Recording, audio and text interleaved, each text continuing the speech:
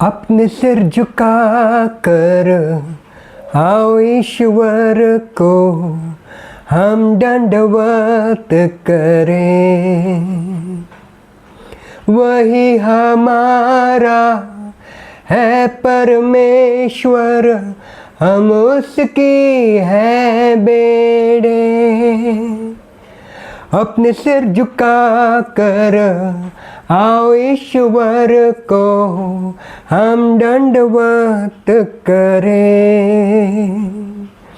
वही हमारा है परमेश्वर, हम उसकी है बेड़े। होगा भला जब आज मसीह के मिलकर बातें सुने।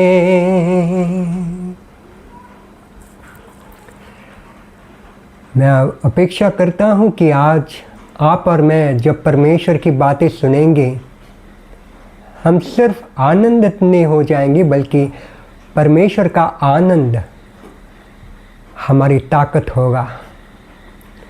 तो चलो हम शुरू करें। मैं मानता हूँ कि जगह जगह में बारिश, बहुत तेज़ बारिश हो रही है और वातावरण एकदम ठंडा हो गया है, लेकिन मैं परमेश्वर के वचन आपके सामने रखता हूँ जो आपके लिए और मेरे लिए तंदुरुस्ती का कारण होगा। और अगर आप कोई बीमारी का शिकार हैं तो उस बीमारी से आप छुटकारा पाएंगे, मैं अपेक्षा रखता हूँ और यही मेरी प्रार्थना है आपके लिए। चलो हम शुरू करते हैं। नीति वचन का 4 अध्याय और 20 से 22 तक। नीति वचन का 4 अध्याय 20 से 22। आप अपना बाइबल खोल के रखिएगा और अपना नोटबुक भी खोल के रखिएगा और आप पूरा ध्यान यहाँ पे रख दीजिए, क्योंकि परमेश्वर आपसे और मुझसे बातें करेगा और हम अपने जीवन में परिवर्तन देखेंगे, सेहत में परिवर्तन देखेंगे। शुरू करें। है मेरे पुत्र, मेरे वचन ध्यान धर के सुन और अपना कान मेरी बातों पर लगा।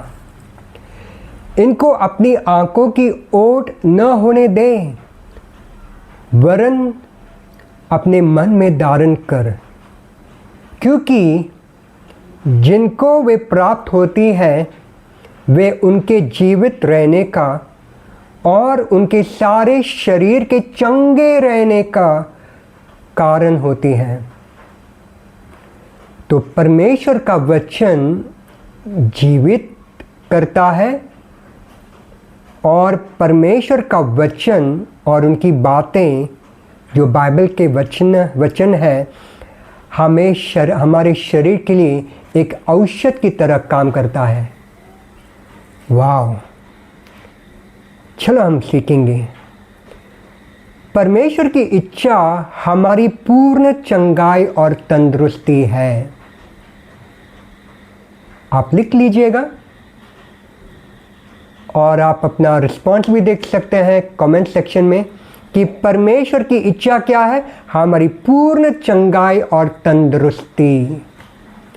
परमेश्वर के राज्य में कोई बीमारी नहीं, कोई दुर्बलता नहीं, कोई घटी कमी नहीं।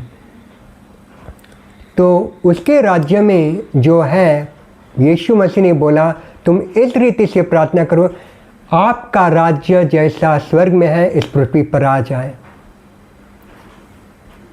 और एक और इम्पॉर्टेंट बात, परमेश्वर ने हमें कुछ डायरेक्शन दिए हैं कि कैसे आप और मैं तंदुरुस्ती अपना सकते हैं हमारे जीवन में।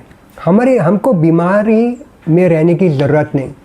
तापमान बाहर कितना भी ख़राब हो, चाहे वो कड़ी धूप हो, चाहे वो तेज़ बारिश हो, चाहे वो ठंड हो, कुछ भी हो, जो वातावरण है उसका असर हमारे शरीर पे होना चाहिए, ज़रूरी नहीं। गलत नतीजा ज़रूरी नहीं। हम तंदुरुस्त रह सकते हैं, यह परमेश्वर का वादा है। सीखते हैं। जब भी आप डॉक्टर के पास जाते हैं तो डॉक्टर आपसे पूछता है आपके सेहत के बारे में और आप अपनी व्यथा उनके सामने रखते हैं और वो आपसे कहते हैं कि ये दवाई है, आप इससे ले लीजिएगा और आप ठीक हो जाएंगे।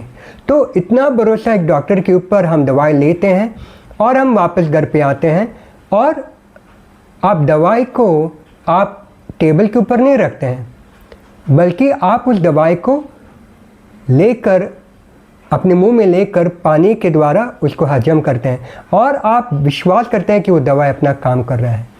उसी रीति से परमेश्वर का वचन कहता है नीति वचन में कि है मेरे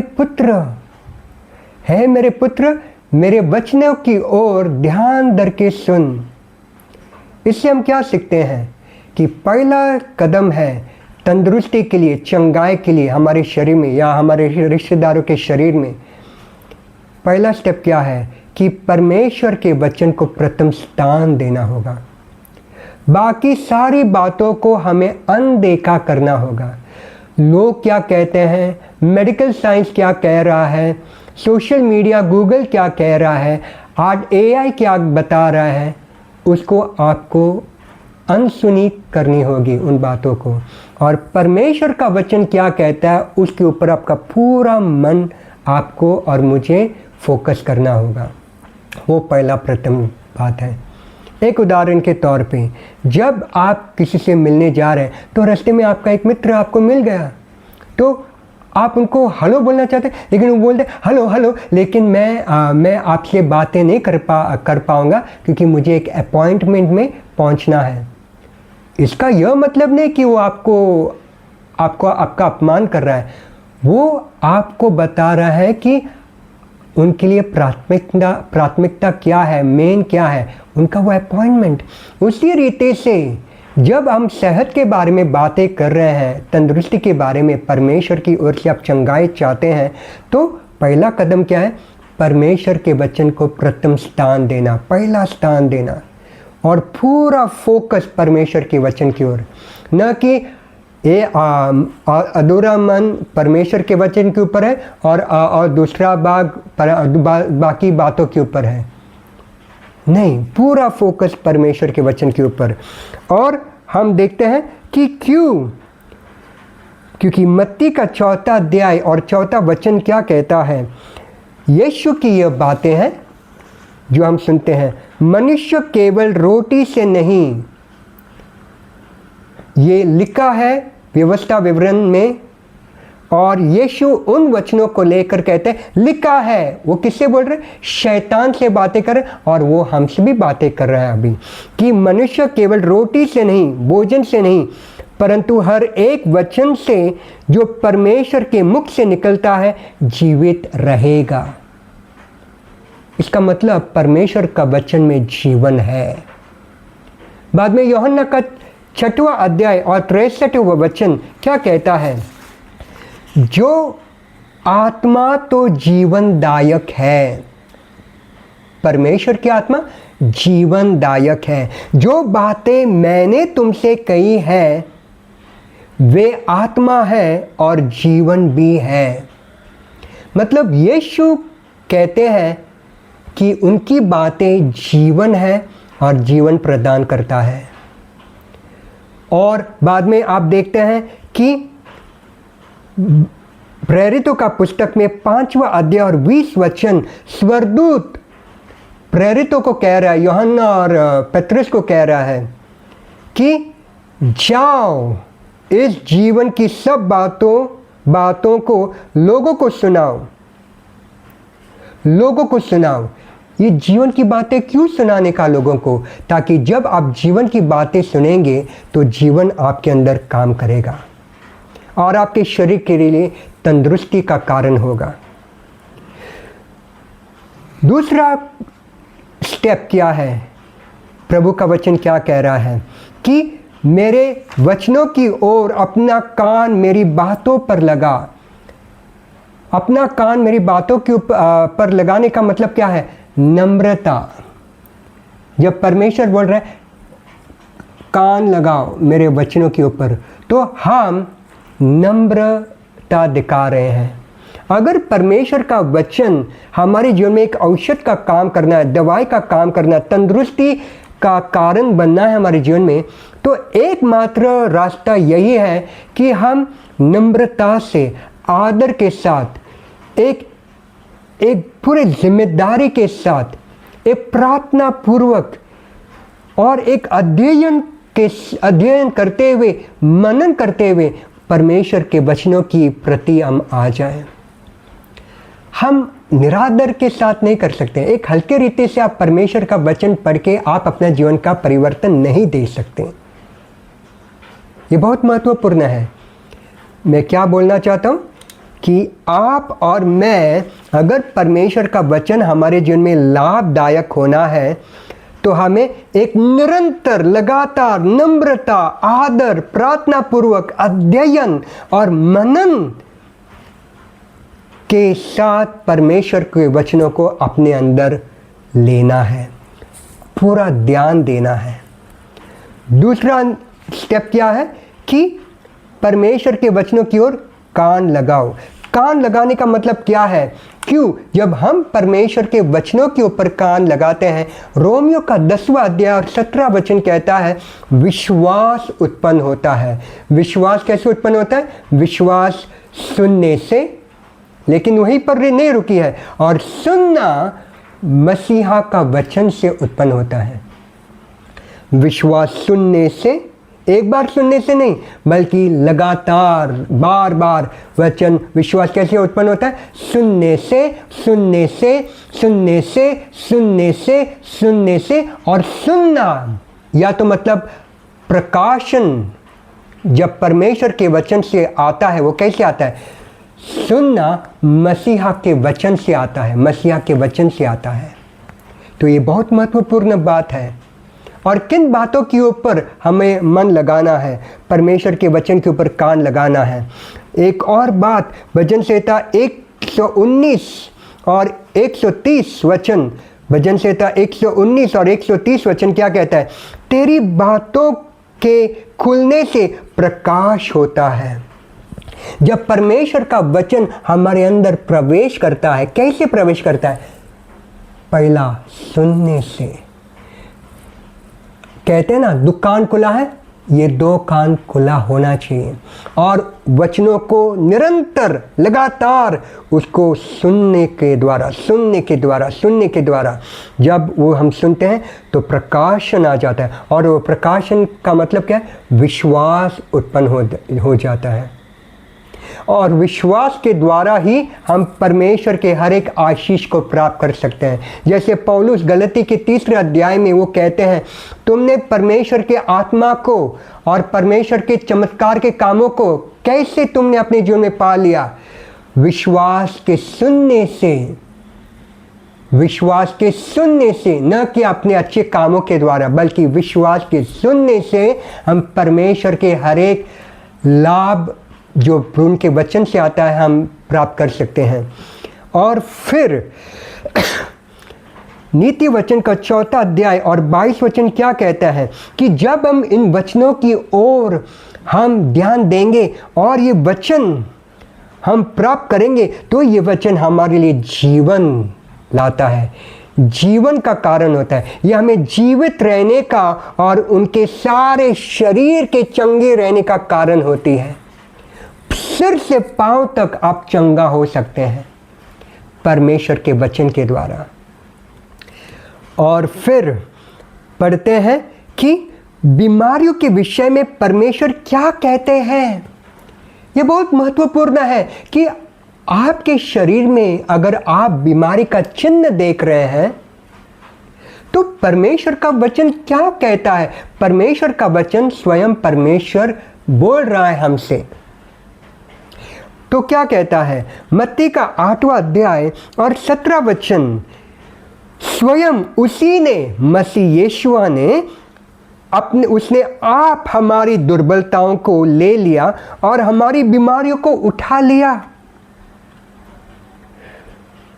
और पहला पत्रस और 2 अध्याय 24 वचन कहता है, पहला पत्रस 2 अध्याय 24 वचन, वो आप ही हमारे पापों को अपनी देह पर ले लिए हुए।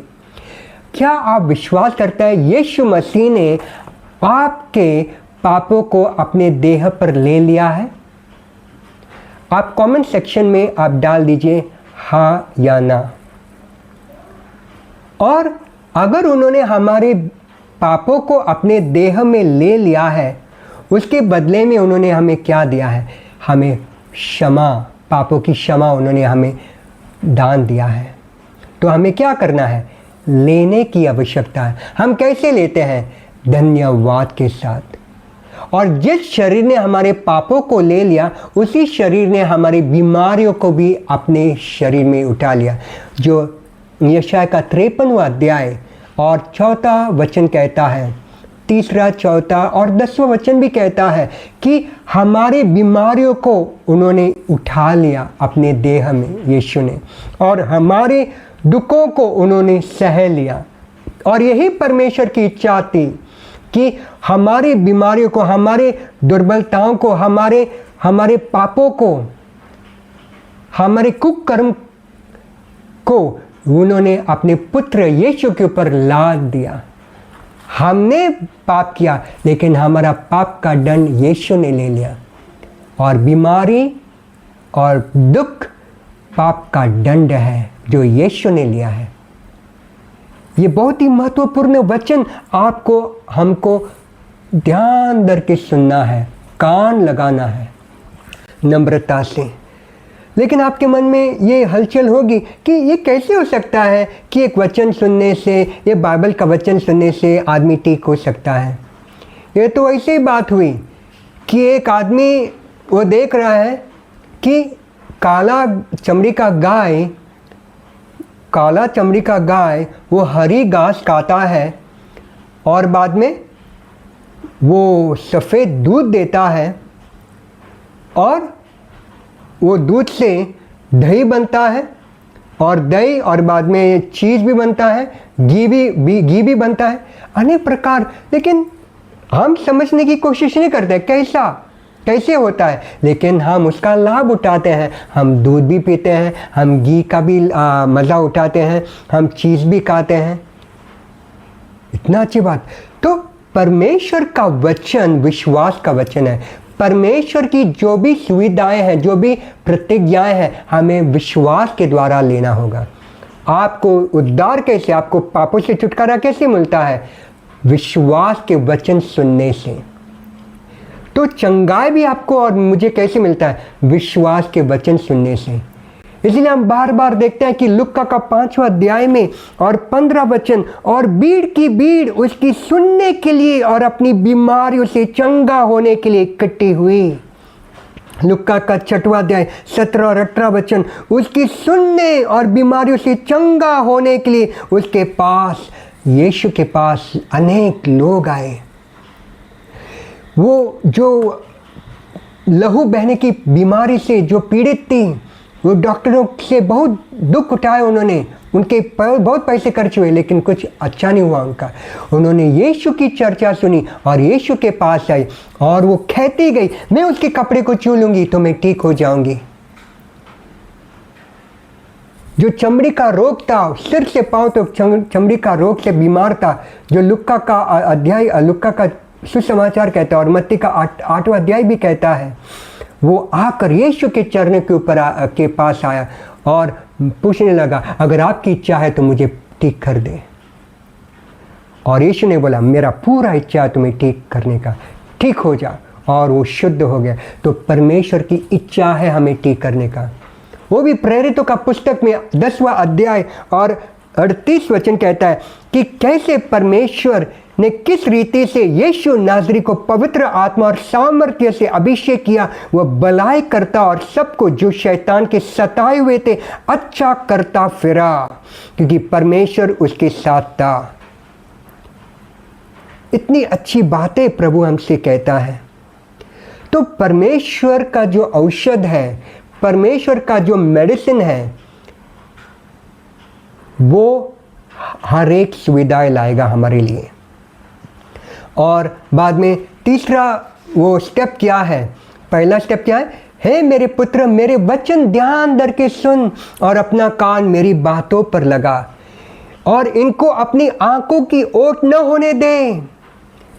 इनको अपनी आंखों की ओट न होने दे, मतलब अपनी नजरों से हटाओ मत।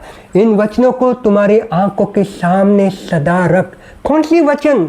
जो मैंने आपको बताया कि स्वयं उसी ने हमारी दुर्बलताओं को ले लिया और हमारे दुखों को उठा लिया, और उनके मार खाने से, उनके खोड़े खाने से, जो पहला पत्रस का 2 अध्याय कहता है, उसी के मार खाने से तुम चंगे हुए, तुम चंगे हो गए हो।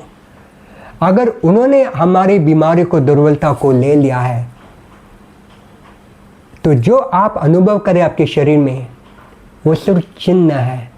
आपको और मुझे क्या करना है? उन वचनों को हमारी आंखों के सामने रखना है कि धन्यवाद प्रभु कि यीशु मसीह ने मत्ती के 8वें अध्याय और 17 वचन के अनुसार उन्होंने मेरी बीमारी को ले लिया और उनके मार खाने से मैं चंगा हो गया हूँ। इन वचनों को अगर आप अपनी आंखों के सामने रखेंगे, जब आप उठते हैं, आप मनमनाना चालू करेंगे, तो आप जब इसको अपने आंखों के सामने रखेंगे तो उसका असर क्या होगा?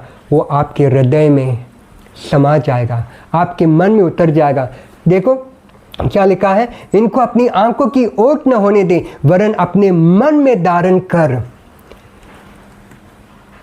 जब इन वचनों को आप सुनते हैं कि उसी के मार खाने से, यीशु के मार खाने से मैं चंगा हो गया, तो आपके अंदर विश्वास पैदा होगा। तो आप विश्वास कैसे प्रकट होता है?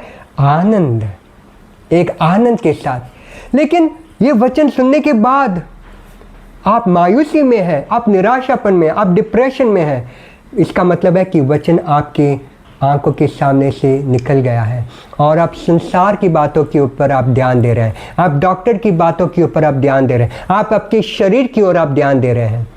तो प्रभु का वचन क्या कहता है रोमियो का 8वां अध्याय और 5वां वचन में और 6वां वचन में कि शरीर के ऊपर मन लगाना, अपने ज्ञान इंद्रियों के द्वारा जो आपको ज्ञान मिलता है संसार की बातों से, उनके ऊपर ध्यान लगाना मृत्यु है, लेकिन आत्मा के ऊपर मन लगाना। और आत्मा क्या है? प्रभु यीशु कहते हैं मेरे शब्द जो मैं बोल रहा हूं तुमसे वो जीवन है, आत्मा है और जीवन है।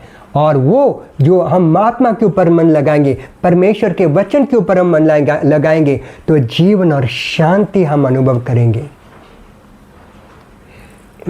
तो यहाँ पर हम क्या सीखते हैं कि परमेश्वर ने आपके लिए और मेरे लिए जो वचन दिया है उसको हमें खाना होगा, उसको हमें चबाना होगा। जैसे आप रोटी को चबाते हैं वैसे उन वचनों को आप चबाओ। कैसे आप चबाएंगे? मनमनाने के द्वारा।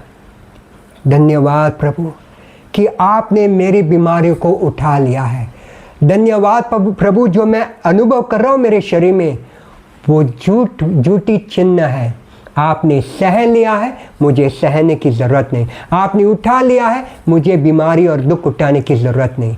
आप मेरे श्रापों को लेकर आप श्रापित हुए, गलती का 3 अध्याय और 13 वचन के अनुसार, तो मुझे श्राप में जीने की ज़रूरत नहीं। और आपने मुझे मुक्त कर दिया है। धन्यवाद। कुछ समय पहले जब पहली बार एक भाई ने मुझे अपने साथ लेकर गए एक बाइबल स्टडी में, और उस बाइबल स्टडी जब शुरू हुई तो वो लोग प्रार्थना शुरू किए और कुछ गाना भी गाया होगा, लेकिन वो भाई ने मुझे बोला विजय आप वचन सिखाओ। तो मैं बोला ओके, क्योंकि मैंने एक बात सीखा था एक भाई से कि हर समय तुम तैयार रहो, एवरी टाइम बी रेडी। तो मैं तैयार था और यही वचन मेरे अंदर बैठा था, छुपाया हुआ था, और वो वचन मैंने उस परिवार के सामने रखा कि कैसे परमेश्वर का वचन हमारे लिए एक औषध की तरह काम करता है, हमारे लिए एक चंगाई की तरह काम करता है, एक मेडिसिन की तरह काम करता है, और हमारे पूर्ण शरीर के लिए, हड्डी के लिए, मांस के लिए शुद्धता और तंदुरुस्ती का कारण बन जाता है। और जब मैं वचन सिखा रहा था कि प्रभु के वचन के ऊपर कान लगाओ, ध्यान धर के सुनो और उनको अपनी आंखों से ओझल न होने देना, उसको अपने आंखों के सामने रखो क्योंकि अगर आप उनके वचनों को सामने रखेंगे प्रभु यीशु के, तो आप जीवन अनुभव करेंगे। और अगर आप परमेश्वर के वचनों को आपके सामने रखेंगे तो आप अपने आने वाले दिनों के लिए अच्छा प्लान करेंगे कि आप तंदुरुस्ती में क्या करेंगे प्रभु के लिए। लेकिन अगर आप मायूसी में रह रहे हैं, आप निराशापन में रह रहे हैं, आप डर में रह रहे हैं, इसका मतलब है कि आपने परमेश्वर के वचन को आपकी आंखों के सामने से हटा लिया है। लेकिन आप मन फिरा सकते हैं। तो ये जब वचन में सिखा रहा था तो आखिर में वो बहन ने, वो घर में जो बहन थी, उन्होंने बोला कि सुबह से मुझे एकदम बड़ा पीठ का दर्द था, मैं सह नहीं पा रही थी, मैं पीड़ा में थी। तो जब ये वचन आया और मैं सुन रही थी इन वचनों को, तो मेरा पूरा पीठ का दर्द निकल गया। अगर एक पीठ का दर्द, एक बैकएक निकल सकता है परमेश्वर के जीवन के वचन सुनने से, तो कैंसर, ट्यूमर और हर प्रकार का जो बीमारी जो रिकॉर्ड में है और जो अभी तक नहीं पता है, वो सब यीशु के वचन के द्वारा निकल सकता है। क्यों? क्योंकि स्वयं यीशु ने हमारी दुर्बलताओं को, हमारी बीमारियों को, हमारे पीड़ाओं को, हमारे दुखों को सह लिया, उठा लिया, और उनके मार खाने से, उनके लहूलुहान शरीर के द्वारा हम चंगे हो गए हैं। आप कोई भी धर्म के हो, कोई भी जात के हो, कोई भी चर्च के हो, यीशु का यही इच्छा है, आपका पूर्ण तंदुरुस्ती।